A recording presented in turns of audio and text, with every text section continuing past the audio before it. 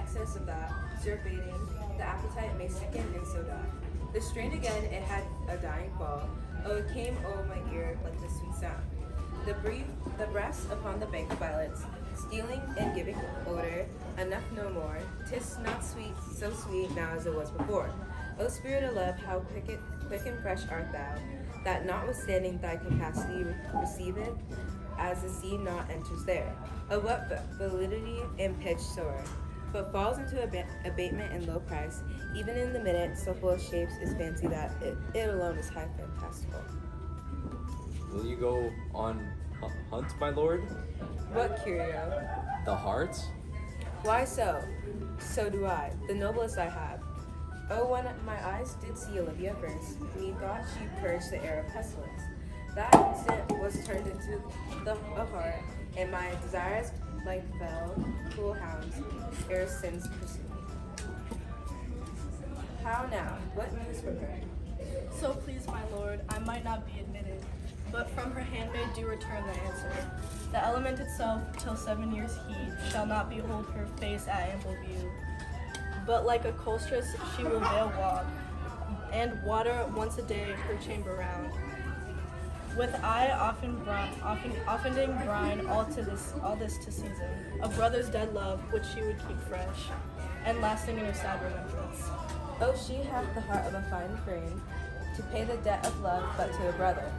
How will she love when the rich golden shaft hath killed the flock of all affections else? That live in her when the liver, brain, and heart, these sovereign thrones are all supplied. Fill her heart sweet perspectives of one king, away before me to the sweet beds of flowers. Love thoughts lie rich when canopied with bowers.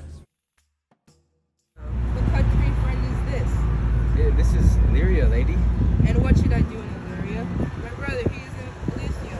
Perchance he not drowned. What think you, sailor? It is perchance that you yourself were saved. Oh, my poor brother, and perchance may he be. True, madam, and to comfort you with chance, assure yourself, after our ship did split, when you and those poor numbers saved with you hung on the driving boat, I saw your brother, most provident in peril, bind himself, courage and hope, both teaching him the practice, to a strong mast upon the sea, that where, like Arion on a dolphin's back, I saw him hold acquaintance with the waves so long as I could see. For saying so, there's gold. Mine own escape unfolded to my hope. Whereto thy speech serves for accord, the like of him. Knowest thou this country? Aye, madam. Well, I was bred and born not 3 hours travel from this very place. Who governs here? Noble duke in nature, What's his name? Orsino. Orsino. I have heard my father name him. He was a beheader. So very late. For but a month ago I went from hence, and then 'twas fresh in murmur. As you know, what great ones do, the less will prattle of. That he did seek with love of fair Olivia, What she? a virtuous maid, the daughter of the count that died 12 some months ago.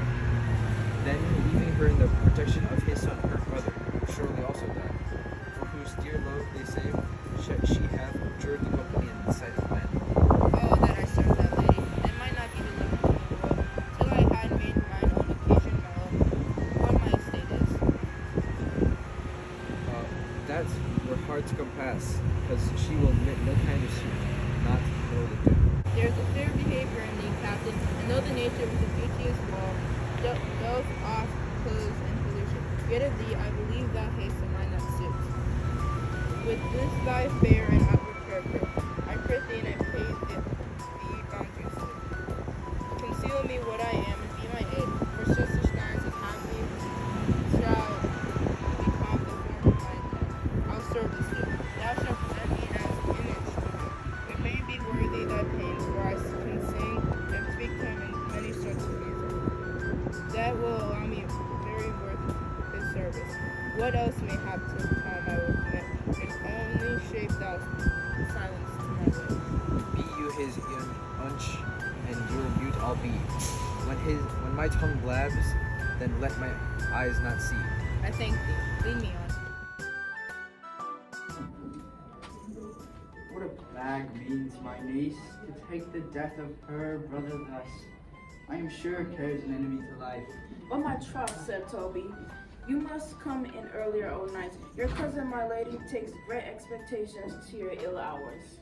Why, let her accept before accepted. But you must confine yourself within the modest limits of order." Confine? I'll confine myself no finer than I am. These clothes are good enough to drink in, and so be these boots too. And they be not. Let them hang themselves in their own straps. "That quaffing and drinking will undo you. I heard my lady talk of it yesterday, and of a foolish knight that you brought in one night here to be her wooer." Who? Sir Andrew Aguacheek? He. Man has enemies in Illyria. What's that to the purpose? Why, he has 3,000 ducats a year. But he'll have a year in all these ducats. He's a very fool and prodigal. By that you'll say so. He plays O thy Valo de Gamboys, and speaks 3 or 4 languages word for word without a book, and hath all the good gifts for nature. He hath indeed, almost natural, for besides that he's a fool, he's a great quarreler, but that he hath the gift of a Howard to allay the gust he hath in quarreling. 'Tis thought among the prudent he would quickly have the gift of grave. By this hand there are scoundrels and subtractors that say so of him. Who are they? They that add moreover, he's drunk nightly in your company. With drinking host to my niece, I'll drink to her as long as there is a passage in my throat, and drink in Illyria. He's a coward and a cowstrol that will not drink to my niece till his brains blow out the like a perished hop. What, wench? Castiello will go, for here comes Sir Andrew Agriface. Sir Toby Bellich. How hot now? Sir Toby Bellich. Sweet Sir Andrew. Bless you, fair shrew. And you too, sir. Accost, Sir Andrew, accost. What's that? My niece's chambermaid. Good mistress, accost. I desire better acquaintance. My name is Mary, sir. Good mistress, Mary accost. You mistake, knight, accost in front her, board her, who her assail her. By my troth, I would not undertake her in this company. Is that the meaning of accost? Very well, gentleman. And thou let part so, Sir Andrew, would thou midst never draw sword again. And you part so, mistress. I would I might never draw sword again, fair lady. Do you think you have fools in hand? Sir, I have you not by the hand. Marry, but you shall have, and here's my hand. Now, sir. Now, sir, thought is free. I pray you bring your hand to the broidery bar and let it drink. Wherefore, sweetheart?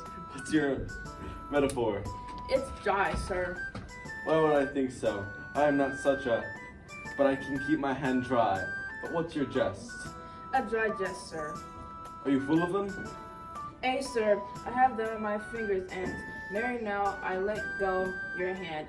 I am barren. O knight, thou lackest the cup of canary. When did I see thee so put down?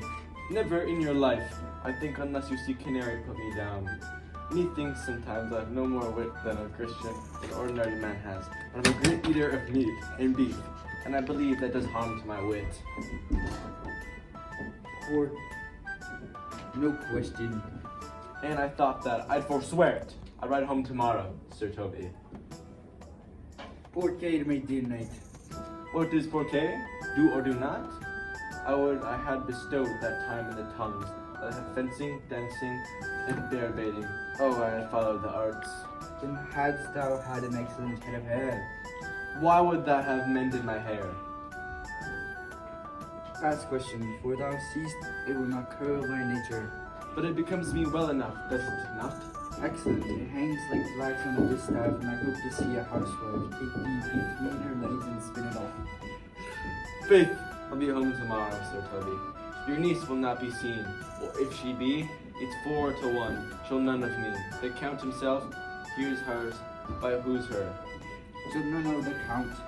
She'll not match above her degree, neither in estate, use, nor wit. I have heard her swear it. To it, there's life in it, none. I'll say a month longer, my fellow oath. Strangest mind I've the world. I delight in masqueries and revels sometimes altogether. Art thou good as these kickshaws night? As any man in Illyria, whatsoever he be, under the degree of my betters. And yet I will not compare with an old man. What is thy excellence in Galliard night? Faith, I can cut a caper. And I can trick the mutton to it. And I think I have the back trick simply as strong as any man in Illyria. Wherefore are these things hid? Wherefore are these gifts a curtain before him? Are they like to take dust, like Mistress Mal's picture? Why dost thou not go to church in a galliard and come home in a coranto? My very walk should be a jig. I would not so much as make water, but in a syncopes. What dost thou mean? It is a world to hide virtues in. I did think, by the excellent constitution of thy leg, it was formed under the star of the galliard. This strong, and it does dip indifferent, well in dun color stock. Shall we set about some rebels? What shall we do else? We're not born under Taurus. Taurus, that size them home. No, sir, it is legs and thighs. Let me see the caper. Allah.